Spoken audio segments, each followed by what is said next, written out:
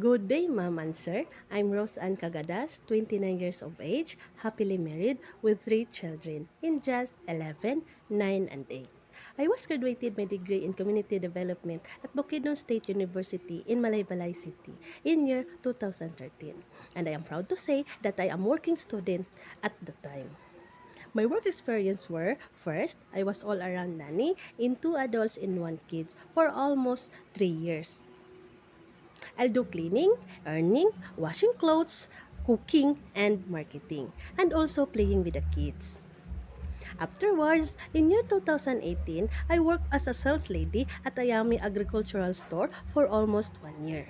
Currently, I am administrative aide to clerk at the municipality of Don Carlos for 5 years and 4 months now.